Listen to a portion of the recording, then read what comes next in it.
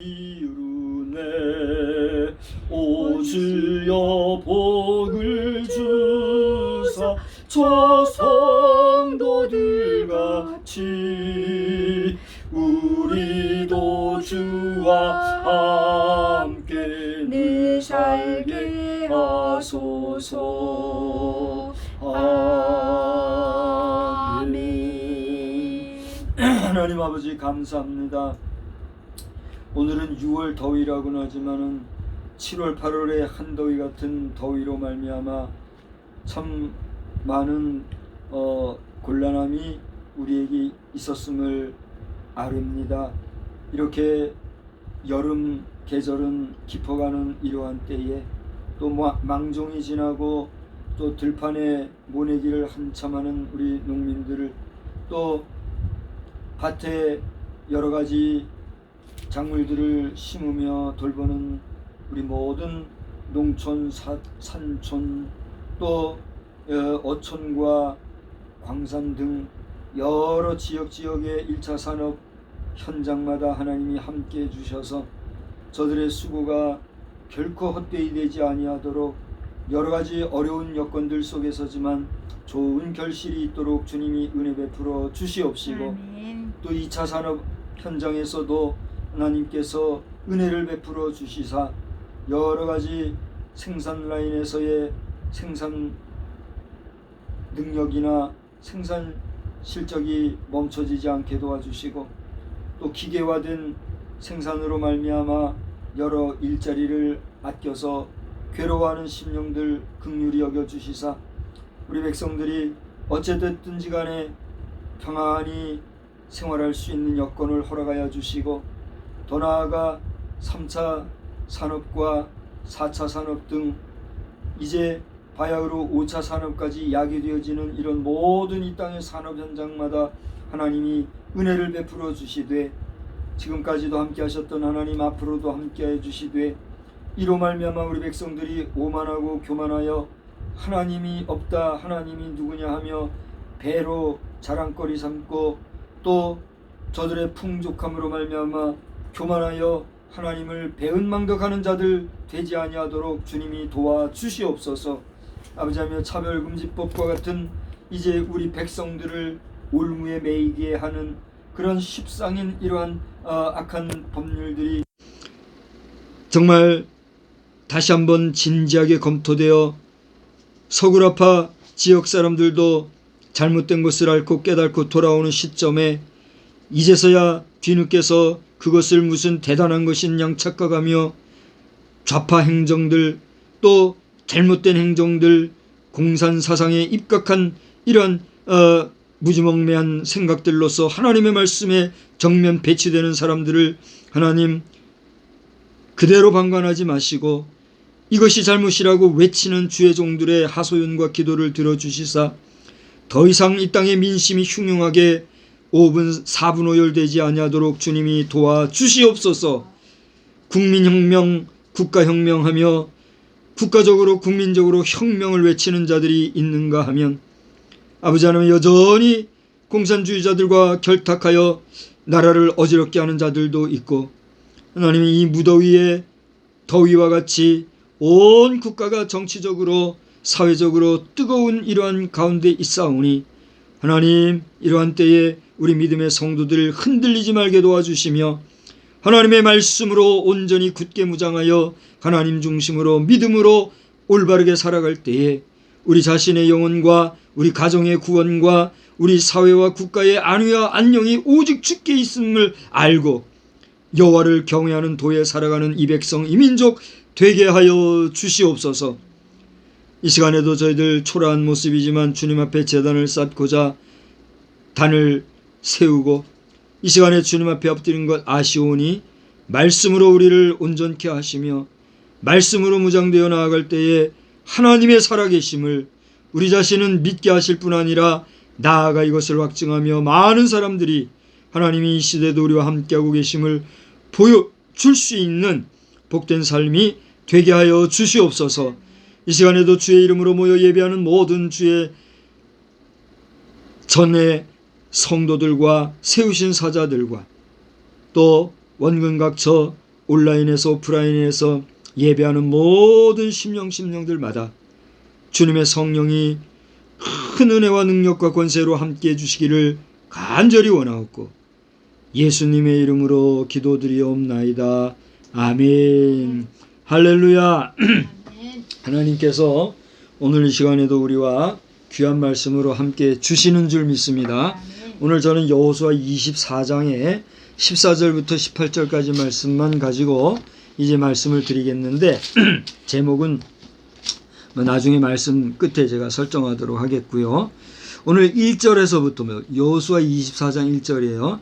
1절에서부터 보면 여호수아가 그의 이제 말하자면은 사역의 말년이죠.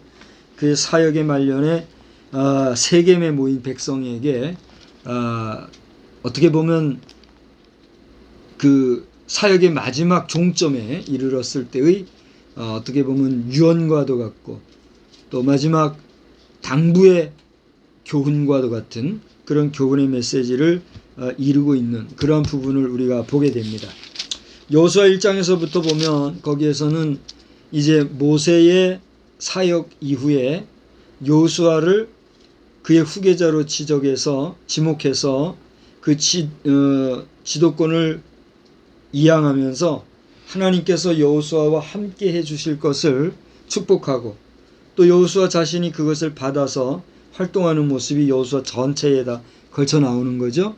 그러던 가운데 모세가 사역을 완성하고 하나님 앞에 부르심을 받았던 것처럼 여호수아 자신도 그 사역의 마지막에 이르러서 이제 그 갈무리를 하는 그런 모습을 우리가 보게 되는 것이죠. 그래서 오늘을 저는 이 여호수아가 세겜에 모인 백성들에게 하나님의 말씀을 그야말로 유훈과 같이 또는 유언과 같이 강력하게 던지고 있는 이 말씀을 통해서 오늘 이 시대에 우리 가정적으로나 우리 사회적으로나 국가적으로 정말 분명한 하나님의 말씀에 붙잡혀서 우리가 좌로도 우로도 치우치지 아니하고 온전히 주 하나님이 원하시는 바에만 바라보고 꿋꿋이 나아가는 가운데 우리가 잠시 왔다 가는 이 세상에서 어떤 시인의 고백처럼 정말 살만한 세상에서 즐겁게 소풍 잘하고 왔습니다 하고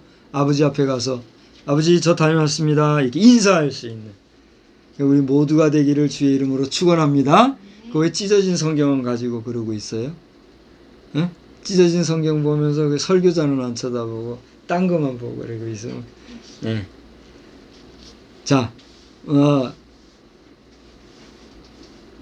오늘 이 말씀은 영상을 보고 계시는 분들과도 함께 하고 있는 가운데 있는데 몇 분이 이 영상을 보시든지 간에 여러분의 신앙, 여러분이 가지신 하나님에 대한 믿음이 우왕좌왕하지 말고 정말 순전하게 하나님 앞에 붙잡힘을 받아서 누가 뭐라고 하든 너는 하나님이 말씀하시는 말씀대로 간다. 성령님의 이끄심을 받아서 마음의 요동함이 없이 평강 가운데 온전히 나아가시는 복된 삶이 충만하기를 주의 이름으로 축원합니다. 근데 우리가 사노라면 믿음 생활 하노라면 믿음만 가지고 우리가 살아갈 수가 없잖아요. 그죠?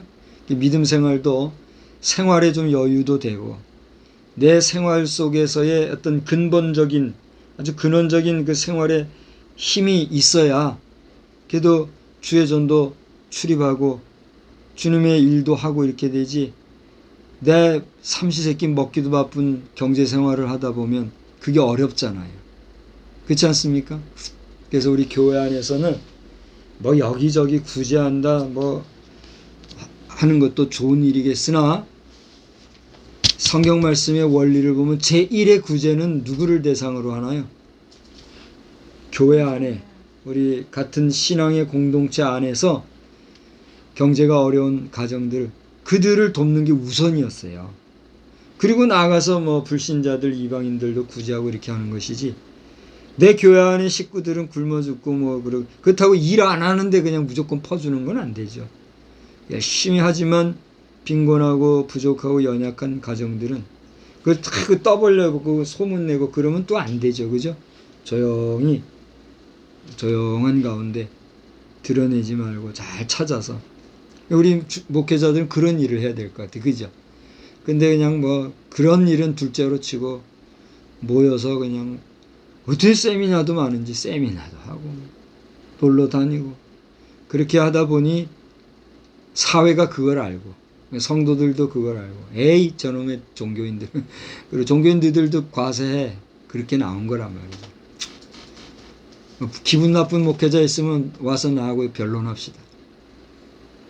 우리 종교인 과세 문제는 다시 본질을 찾아서 우리 세상 직업과는 다른 하나님의 경제 원리에 의하여 성도들이 먹여 살리는 그 수준으로 가는 것이다 알고 국가가 개입해서 교회 살림에 돈 뭐 내놔라 뭐 내라 이렇게 하는 일이 없도록 다시 회복의 역사가 있기를 저는 기도합니다. 여러분 기도해 주시기 바랍니다. 예, 기도해 주시고 그렇게 돼야 교회와 사회가 구분이 되고 구별이 되지 이거는 뭐 그냥 앉아가지고 안 해도 될 행정하느라고 없어도 될 공무원 세워가지고 그 비싼 세금 긁어다가 매기고 저 들판에는 그냥 잡풀이 널리는데 청소 하나 할 줄 모르고 이렇게 가다가는 정말 힘들어지는 나라가 될 수밖에 없죠.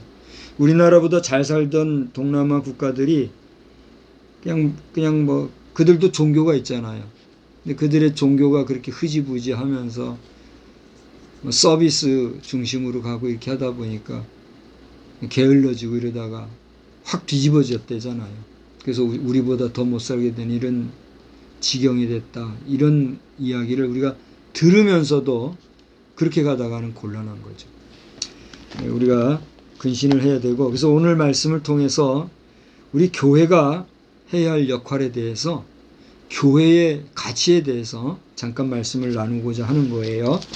오늘 찬송가 600장을 찬송했습니다. 여러분 찬송의 600장 한번 찾아보실래요? 잠깐 600장을 보면 이 찬송가 가사는 이 가사 내용 자체가 벌써 한편의 설교 같아요.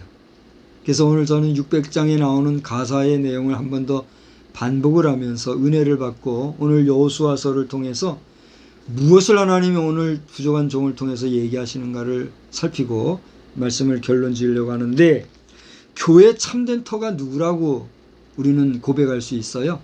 그렇습니다. 우리 교회는 예수 없이는 의미가 있어요, 없어요? 예수 없이는 교회가 가치가 있어요, 없어요? 예수 없는 교회는 교회예요, 아니에요? 아니라는 거죠. 예수 팔이는 할 수 있을지 모르나 예수의 영, 성령이 없는 교회는 더 이상 교회가 아니라 뭐예요? 말 그대로 종교단체. 그 예수 팔이 하는 직업의 기업의 하나로 될 수밖에 없다는 거죠. 그러나 정통교회는 어떤 겁니까?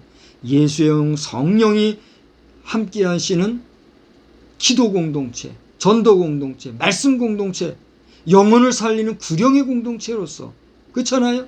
세상은 이윤을 추구하고 세상은 이문을 따지고 세상은 이익을 추구하기 위해서 어쨌거나 더 많이 벌고 더 수입을 하기 위해서 애를 쓰는 신경을 쓰지만 교회는 뭐예요? 있는 것도 다 퍼줄 정도로 구령사역이 가장 중요한 걸 알아서 영혼 구원하는 문제, 그 영혼을 잘 양육하고 기름지게 하는 이 일에 정진하는 거 아니겠어요? 그 예수의 영이 없는 교회는 뭐요? 무늬만 교회란 말이에요. 그래서 오늘날 우리 교회가 종교인 과세에 딱지를 붙이게 된 이것은 뭐 어쩌니 저쩌니 해도 주님이 원하시는 바를 잘 감당하지 못했기 때문에 하나님께서 우리 야 이 녀석들 너희들 맛 좀 봐라 경계하셨다 생각하고 우리 교회가 다시 한번 근신할 수 있기를 저도 기도하지만 여러분도 기도하고 우리 모두 함께 경성할 수 있는 복된 기회가 되기를 주의 이름으로 축원합니다. 종교인 과세하는 문제에서 예수님도 세금 내지 않았냐? 그 생선에서 나오는 거 동전 그거 와서 나와 너희를 위해서 내라 하셨으니 예수님도 내지 않았냐? 이런 논리로 이제 얘기를 하거든요. 근데 난 그걸 보면서 아휴 성경 해석을 그렇게밖에 못하나 이렇게 답답한 거죠. 예수님은 안 내도 될 거를 내셨잖아요. 왜? 오해받을까봐 말만 많이 나올까봐 그러니까 내라 이렇게 하신 것이지 그거를 계속해서 내가 내겠다 하신 것도 아니고 그 뒤에 또 내신 것도 아니잖아요. 그걸로 끝난 거잖아요. 그 이후에 더 내셨는지는 모르겠으나 내실 의미가 사실 없잖아요. 그죠? 그러니까 여기서 교훈은 뭐냐면 내가 하지 않아도 될 것을 하는 것은 오늘 이 시대의 로마 정권 하에서 또 이 그들의 관할 하에 있는 우리 유대 백성들 중에 그 관원들이 곤란을 당할까 봐 내가 적절하게 이렇게 해주니까 이걸로 어느 정도 다 쌤쌤이 하고 이 일로 말미암아 예수님 자신에게 더 이상 무슨 과세 논리 뭐 세금 논리 가지고 시비를 걸지 마라. 그런 함축적인 의미가 그 속에 있어요 없어요? 있다는 얘기예요. 그러면 그거를 안 우리 후대의 교회 지도자들은 거기에 대해서 분명하게 잡고 예수님은 하지 않아도 되셨을 부분에 대해서 하셨던 사실을 강조하면서 이러한 원리 속에서 세상의 직업이나 세상의 어떤 경제 논리 속에서 우리가 일하는 것이 아니라 예수님이 우리에게 부여 주신 그 사도 전승에 의해서 우리는 세속적인 일이 아니라 온전히 주의 성도들에 의하여서 그것이 하나님이 주시는 분복인 줄 알고 그것으로 많든 적든 만족하면서 살아가니 세상의 가치 기준을 가지고 교회 재정에 터치하지 말라고 하는 그 담대한 이야기를 할 수 있어야 된다는 사실이죠. 그게 청지기론이 성립되어 가는 여건이 될 수가 있다는 것이죠. 그러면 그 외에 무슨 이 세상을 살아가면서 세금을 내지 않느냐? 여러분 한번 잘 생각해 봐요.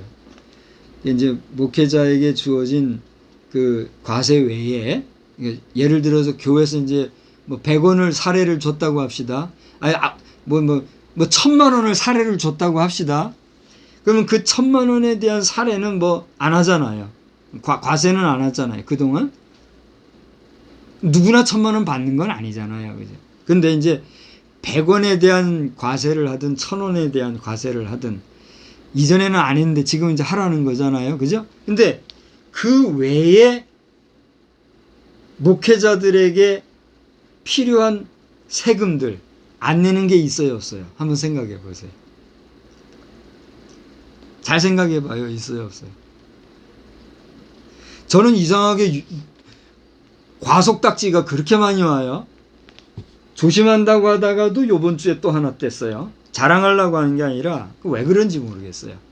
30km 하라고 해서 30km 설설설설 겨가는 운전을 하는데도 부지간에 또 뭐 14km 오버됐다고 또 왔어. 야, 참 사람 잡는 방법도 여러 가지구나. 물론 나도 조심을 못한 내 책임이 크죠. 그래서 반성을 하기 때문에 난 내야 되겠죠. 근데 너무 우리 백성을 지금 올가매는구나. 이런 생각을 아니할 수가 없어요. 너무 형평성이 어긋난다는 생각 안 들어요? 어린이들이 조심스럽고 노인분들이 조심스러워서 천천히 가야 된다는 그 취지는 존경하고 중요시하지만 그것에 매여서 너무 우리 백성들을 긁어대는, 그렇지 않아도 모두가 경제가 어렵다고 하는 이런 때에 이 무슨 타켓을 설정해가지고 특정인을 갖다 타켓해가지고 욕보이려고 하는 것도 아니고 말이죠. 다른 얘기로 가서 안 됐습니다만 중요한 건 뭐냐면 안 내는 세금 없고 모든 것을 국가를 위해서 최선을 다하고 정성을 다하는 게 우리 목회자들이잖아요. 그런데 많든 적든 성도들이 이미 세금을 낸 것에서 쪼개어서 헌금한 것을 그것도 뭐 엄청나게 가지는 것도 아니라 교회 회의를 통해서 적절하게 교회 형편에 맞춰서 주는 그런 것들에 대해서 국가가 전체 뭐 책임질 것도 아닌데 갚내나라 배내나라 이렇게 하는 것은 교회를 잡겠다는, 교회에 대한 그야말로 과도한 하나님의 일에 대한 핍박이라는 사실을 우리는 다들 느끼고 있단 말이에요. 근데 말을 못해요. 말하려고 해도 말도 못하게 하고. 그렇게 해서는 우리 신앙의 선조들도 똑같은 상황 속에서 그런 어려움을 겪어오면서도 이건 하나님이 허락해 주신 분복이요 교회 안에서 목회자가 잘하고 잘못하는 것에 대한 판단과 심판은 하나님이 하실 것이니 그걸 세속 논리 가지고 세속법으로 주의 종들까지 터치하지 마라 이러면서 견뎌왔단 말이죠. 저도 지금 마찬가지예요.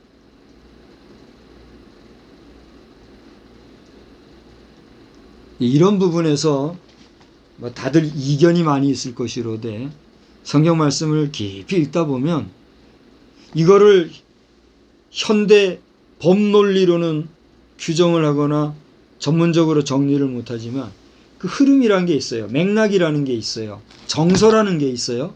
이게 하나님의 뜻이구나 하는 것을 알 때 그대로 가는 거란 말이에요. 아니할 말로 박 목사가 돈을 많이 벌어가면서 할 수도 있잖아요. 근데 그걸 다 내려놓고 내게 있는 선 안에서 활동하고 많이 먹든 적게 먹든 잘 먹든 못 먹든 주시는 것 감사히 먹으리라 하면서 지내온 게 지금까지의 세월이었잖아요. 그죠? 우리 목회자들이 그런 정신, 그런 의식으로 살아간단 말이죠. 물론 예외는 있어요. 너무 궁핍하다 보니, 너무 재정이 빈곤하다 보니 가정적으로나 또 자녀 교육 면에서나 아주 어려운 곤란지경에 처한 목회자들의 사례들도 있더라는 거죠. 그래서 그런 일들이 문제시돼 가지고 그런 일들이 아주 좋지 않은 하나의 사례가 되니까 각종 사회, 복지 이런 국가 행정적인 요원들이 이거 안 되겠다 해서 개입한 게 교회의 현실이잖아요. 그러니까 그 무슨 얘기냐면 교회 안에서 아까 서두에 말씀드린 것처럼 교회 안에서 먼저 해야 할 그 일이 안 된 그런 결과가 이렇게 터진 것이니만큼 이제라도 우리 총회 임원이 되고자 나선 분들이나 각 지방의 임원이 되신 분들이나 이런 우리 중직자들께서는 지금까지 그걸 못해왔던 것을 다시 한번 돌이켜보는 가운데 우리가 세상의 정치, 법, 또 사회활동가들 앞에서 부끄럽지 아니할 수 있도록 다시 한번 근신할 수 있게 되기를 주의 이름으로 간절히 부탁을 드립니다. 그러니까 말씀의 요지 결론은 뭐냐 하면 오늘 제가 딴 얘기를 많이 갔습니다만 오늘 말씀을 보면 따라서 합시다. 첫째 따라서 합시다. 민족을 향해 분명히 말하였습니다. 다시 말하면 여호수아는 민족을 향해 분명히 말했다는 거예요. 오늘 24장 1절에서부터 마지막 전체를 보면 여호수아가 여러 가지 이제 메시지를 던졌잖아요. 그 대상이 누구냐 말이에요. 그렇습니다. 이스라엘 백성들이었어요. 그러니까 오늘날 우리 목회자들이 하나님의 말씀을 선포하는데 이 말씀 선포의 대상이 누구예요? 그렇습니다. 그렇게 얘기해줘서 감사해요. 설교자의 메시지는 이 앞에 있는 한두 사람이 아닌 모든 사람, 모든 성도, 모든 백성을 향한 거예요. 아멘? 여기 있는 몇 사람에게만 하는 그런 메시지면 다른 사람은 그냥 귓전에 들으면 그만인 거죠. 그죠? 그러나 그렇습니까? 하나님의 말씀은 몇 사람에게만 향하는 말씀인가요? 아니잖아요. 오늘 부족하지만 이 종이 말씀을 전할 때에 오프라인에서는 여기 아주 극소수만 저걸 보고 있잖아요. 그러나 이 한계를 극복하고 초월하여서 오늘 온라인 시스템을 통해서 누가 봐요? 불특정 다수가 보는데 이 중에는 이 메시지를 받아들이는 사람도 있겠으나 안 받아들이는 사람도 있겠죠. 그거는 누구의 몫이에요? 본인의 몫이에요. 그러므로 그 말씀을 듣고 안 듣고는 청중들의 몫이기 때문에 그들에게 맡기되 설교자는 뭐예요? 하나님의 말씀을 듣고 안 듣고를 따질 것이 아니라 모든 사람을 상대로 말씀을 전하는 거란 말이죠. 아멘? 결론은 무슨 얘기냐면 오늘 여호수아가 말씀을 전하고 오늘 그 하나님의 메시지를 전했을 때 그 대상이 정확했는데 그 대상은 누구였다? 이스라엘 백성들이었다는 거예요. 그러므로 우리 한국 사회 안에서 부족하지만 박 목사가 증거하는 이 말씀은 누구를 대상으로 해요?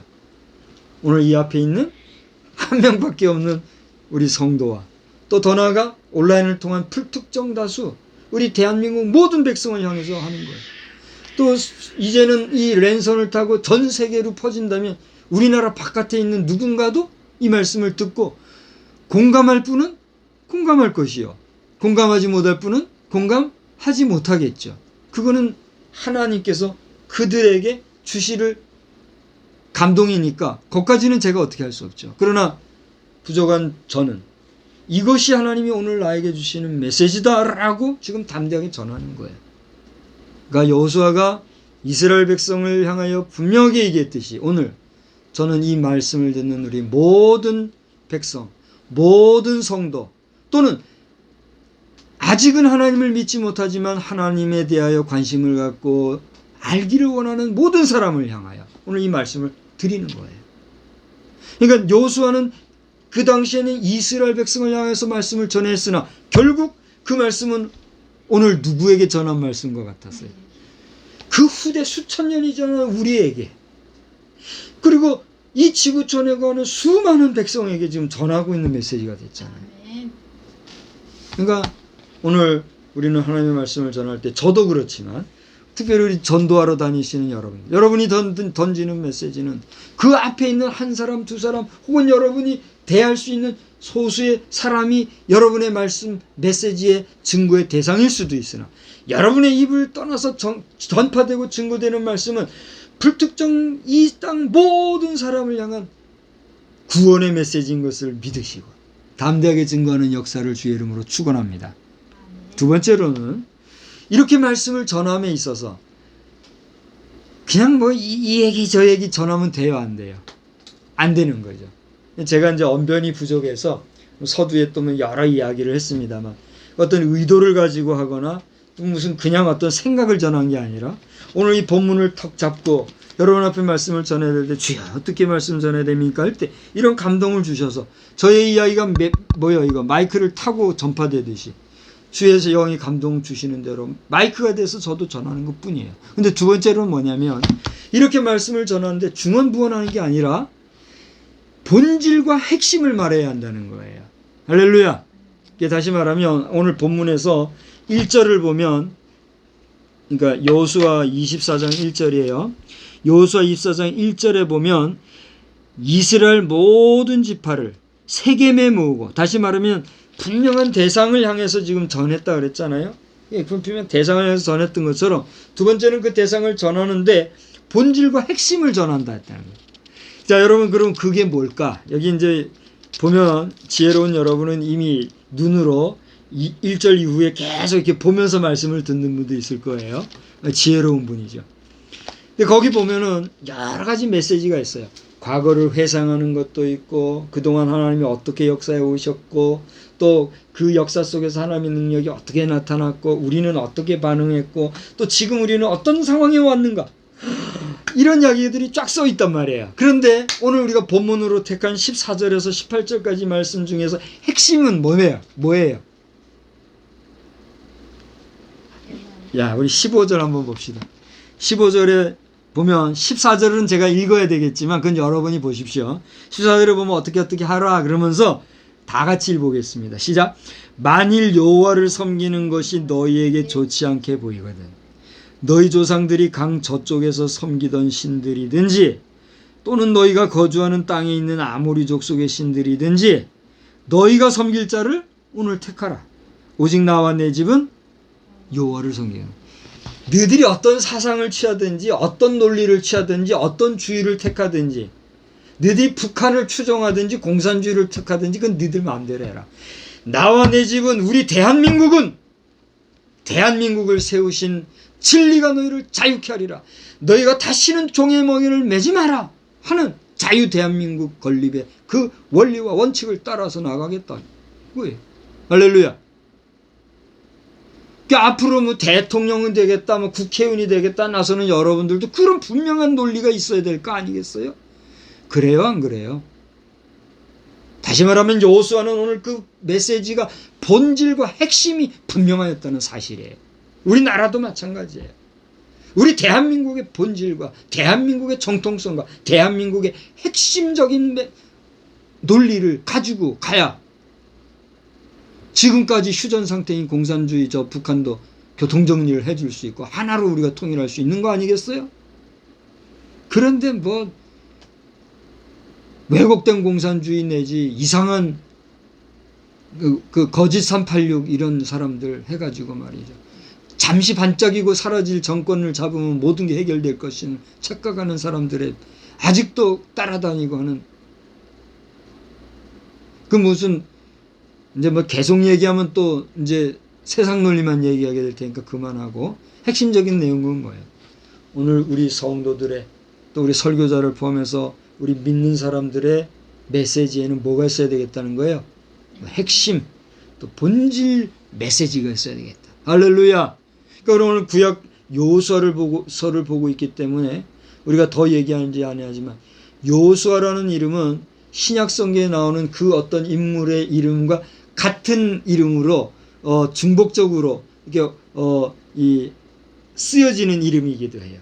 이 여호수아의 이름이 신약에 가서는 또 한 분이 나오는데 메시아라고도 하고 임마누엘이라고도 하고 그리스도라고 하는 별칭도 있는 분이 있어요. 그 이름이 뭔지 아세요? 예수. 오늘 성경 신약에 나오는 예수 그리스도의 모든 초점을 맞추는 인물들 중에 한 사람이 여호수아입니다.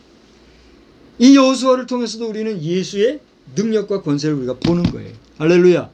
그러니까 모든 성경의 논리는 하나님의 천지 창조로부터 시작해서 예수 그리스도에게까지 쫙 빛으로 조명이 되는 거예요. 그것만 알면 우리는 모든 걸 말할 수가 있는 거죠. 할렐루야. 그래서 오늘 우리 신약 시대를 살아가고 있는 우리 시대에 있어서의 우리의 메시지는 뭐가 되어야 될까요? 예수 그리스도인데 예수 그리스도 가운데서도 어떤 게 있어야 될까요? 중요하고도 간단한 문제예요. 그게 뭐예요?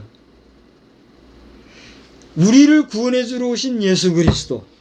그런데 어라 이 예수님이 돌아가셨네. 다들 울고 시루에 빠져 있었으나 그 가운데 솔직히 얘기하면 만 3일도 안 되죠. 그죠? 만 3일도 안 되고 뭐 2박 3일 정도인데 그것도 긴 2박 3일이 아니에요. 걸친 2박 3일이에요. 만으로 치면 솔직히 만 이틀이나 될지도 모르는 그런 2박 3일이에요. 희한하죠. 그 3일 만에 예수님이 어떻게 했단 말이에요? 부활하시고 승천하시고 그 다음에 아직 이루어지진 않은 한 가지 뭐예요? 다시 오시리라 하신 그 말씀이 우리 앞에 놓여 있잖아요. 할렐루야.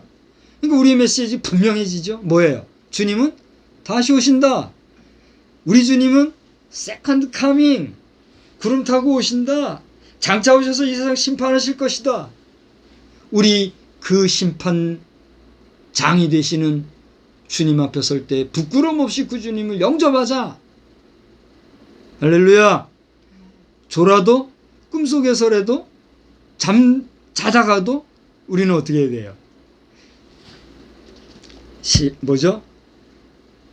예비하라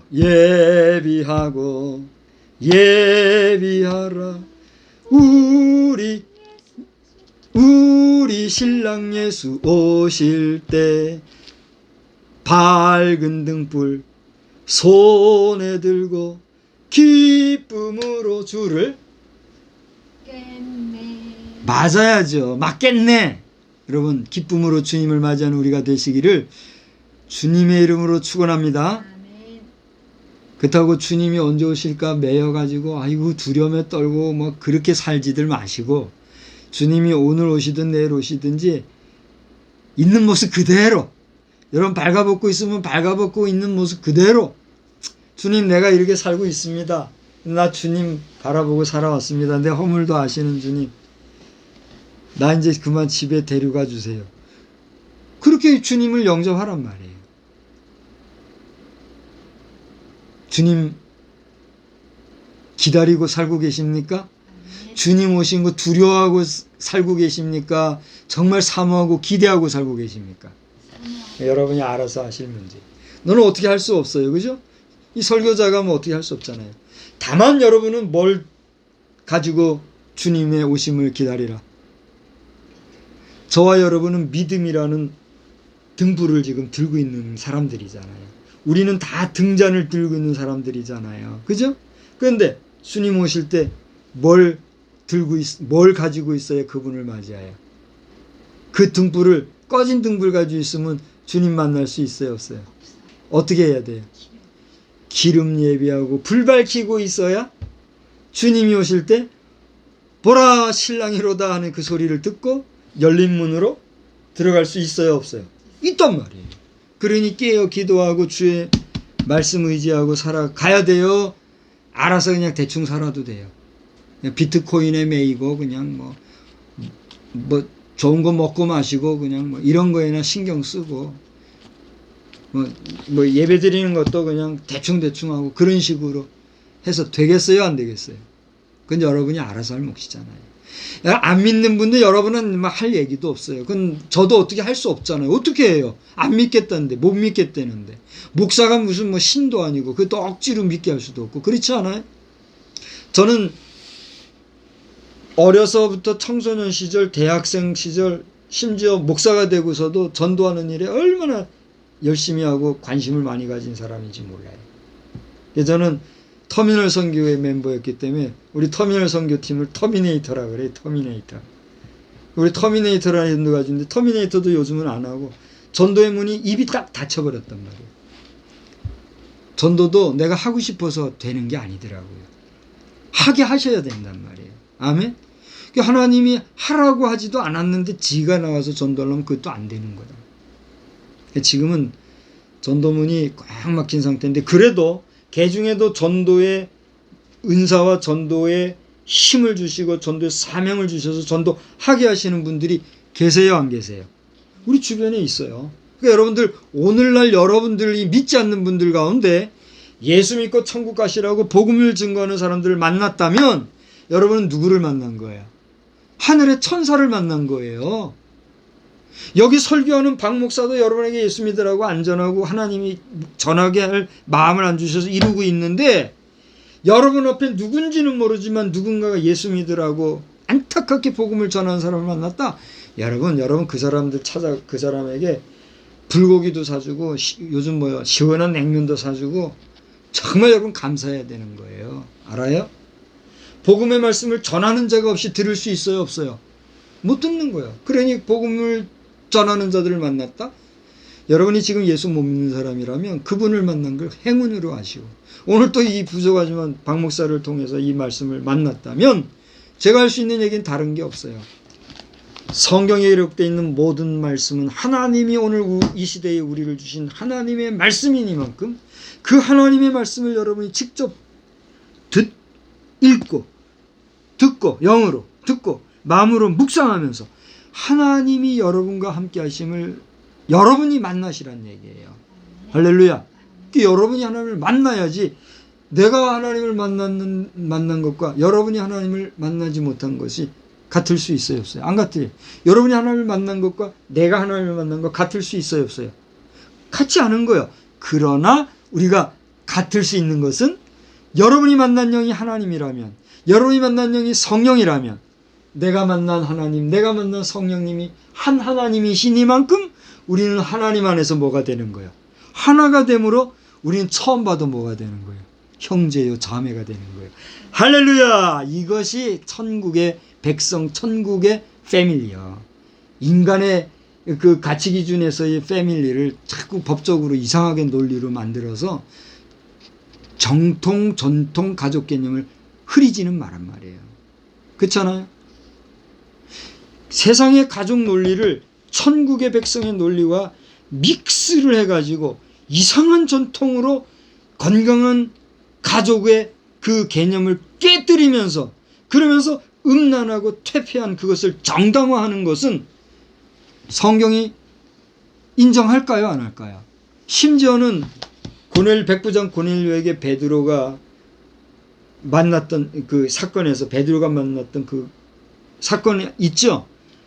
하나님께서 비몽사몽간에 내가 정하게 한 걸 왜 네가 부정하다고 하느냐, 내가 준 거 이거 다 너 먹어라 했을 때에 먹었던 그런 사건이 있잖아요. 그거를 갖다가 도입해가지고 희한하게 이런 섞어간다고 하면 그건 안 되는 거예요. 그걸 성령의 역사라고 할 수 있다면 그거는 오늘 그 신학 자체가 이미 모르고 간 거예요.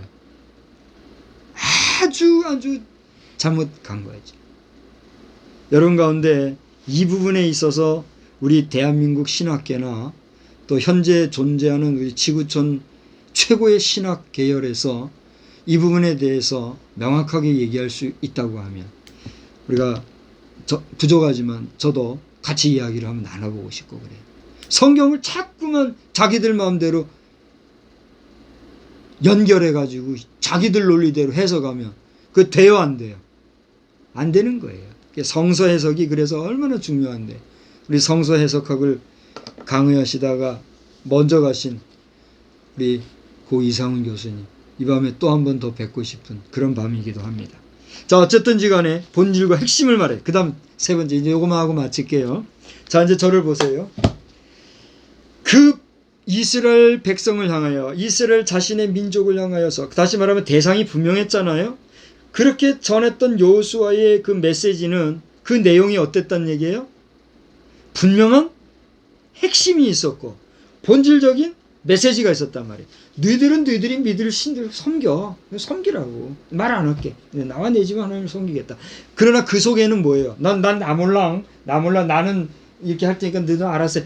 정말 그런 논리일까요? 그건 아니죠. 그 속에는 부정의 부정은 뭐요?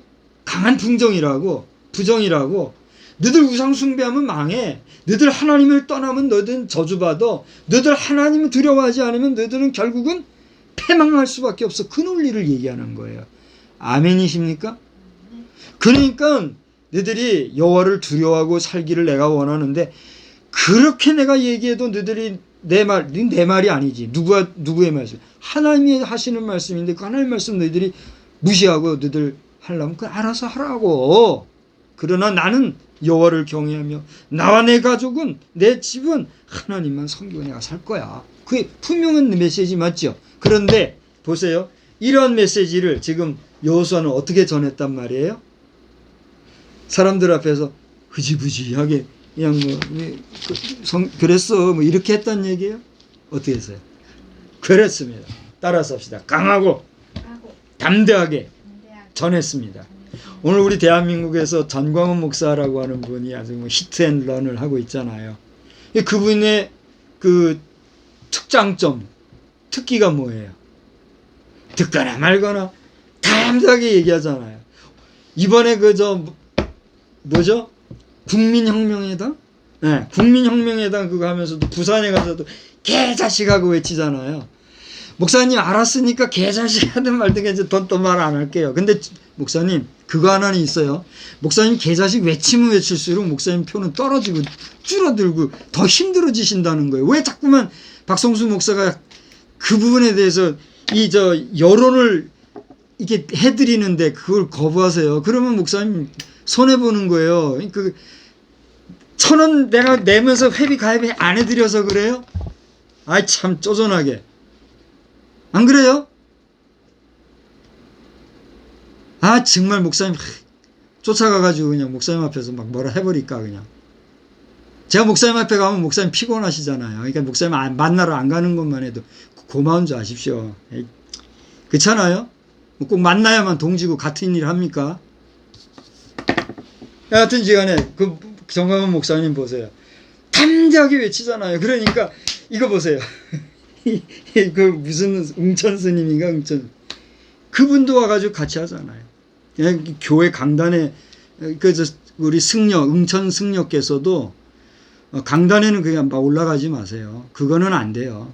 자리 내줬다고 그렇게 막 그거 아니잖아요. 아실만한 분이 응천 스님도 믿음 안에서는 뭐 빨리 예수 믿고 돌아섰다고 저는 보지만 그러면 이제 외적으로도 보여주시는데 설 것과 안 설 것을 구별하시기 바랍니다. 그래야 그게 윤리가 기본적으로 있는 거 아니겠어요? 요즘은 목회 윤리도 얘기하고 하는데 하여튼 뭐 다른 얘기로 왔습니다만 결론은 뭐예요? 담대하게 전했다는 거예요. 이제 말씀 진짜로 마칠게요. 자, 정리합시다. 민족을 향해 대상을 분명하게 한 여호수아의 메시지에는 그 본질과 핵심이 있었습니다. 그리고 그 본질과 핵심을 증거하는 면에 있어서는 강하고 담대한 선포력이 있었습니다. 할렐루야! 저도 여러분도 그런 면에서 좀 더 담대하게 힘차게 말씀을 전해야 될 것이고 저는 뭐 지금 아직 강단이 주어지지 않았기 때문에 이게 온라인에서나마 외치지만 우리 동력자 여러분들도 무더위에 건강 잘 관리하시면서 강하고 담대하게 그러나 온유하고 겸손하게 확실한 말씀으로 그리고 제발 이제 창피하지도 않으세요? 종교인이 돼가지고 종교인비가 과세한다는 게 그 가보면은 낼 대상이 안 되니까 당신 안 해도 된다고 하는 그래가지고 넘어가는 이런 수도 많다잖아요.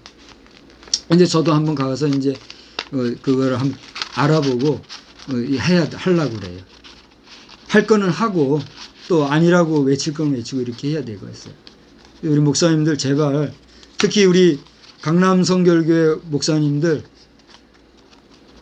저를 위해서 그랬는지 의도적으로 그랬는지 실수로 그랬는지는 모르겠으나 제 이름 석자도 찾을 수 없는 주소록을 앞에 놓고 때로는 이게 뭐지?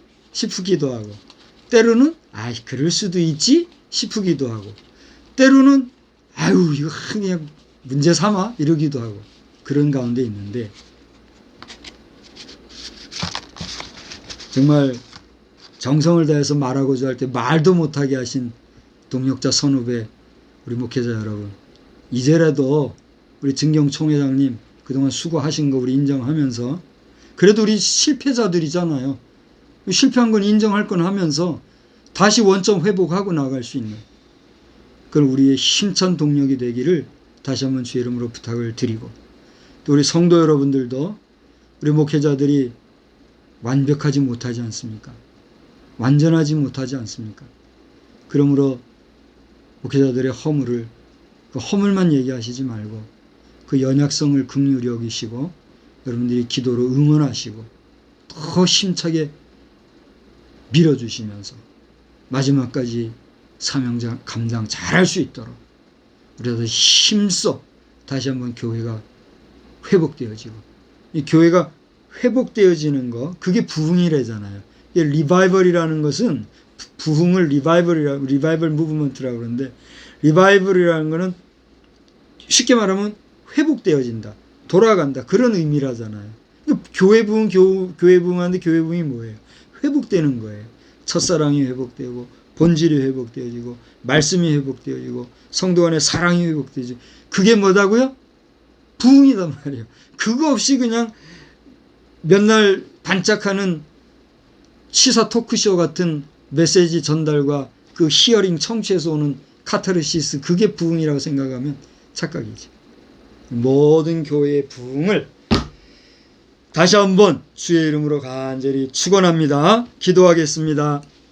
하나님 아버지 은혜와